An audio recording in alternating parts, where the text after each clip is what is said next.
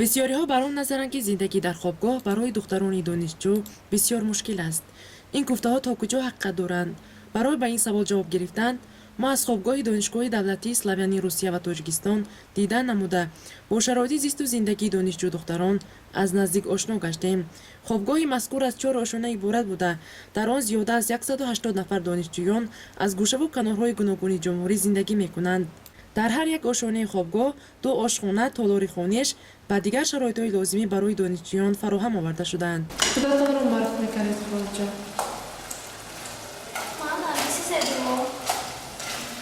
چند سال شده خواب زندگی می‌کنید؟ کمی سال. شما پسند است؟ البته شده خوب همش نه. نگاه تنقیصی نمی‌کشید؟ نه. من نه. هنگام خودروپزی در آشخانه خوابگاه یکم جنجال نمیشه بین شما دو؟ هم بابا میرسد. نه. انتهای زیاد. السلام علیکم خواهر. و علیکم سلام. خودتون رو معرفی می‌کنید؟ من سنگین امید خورشیدونا هستم، دانشجوی کورس سوم دانشگاه اسلامی روسیه و تاجیکستان. چند سال شد در خوابگاه زندگی میکنید؟ قریب 2.5 سال هست که من در اینجا زندگی میکنم. من در فاکولته فیلولوژی روس تحصیل میکنم. اختصاصی من ژورنالیستی بین‌المللی هست. از ناحیه عبدالرحمن جامعه هستم.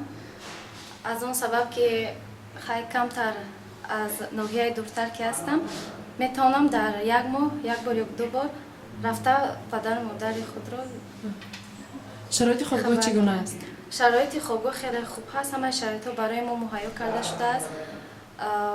از یگان کمبودی و تنقیصی نمیکشیم. سلام، من غنی‌زاده سوینا دانشجوی کورس سوم فاکولته زبان‌های خارجی دانشگاه روسیه و تاجیکستان اسلامی روسیه و تاجیکستان هستم.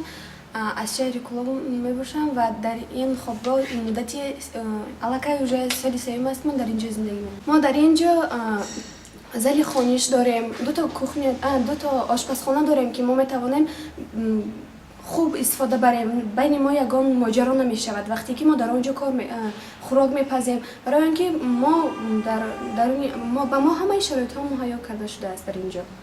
بگاه میمونن؟ اجازه میدید شما با بیرون برای؟ بله، در خوابگاه ما تا ساعت 10 شب میتوانیم که ما درآمد و برآمد کنیم.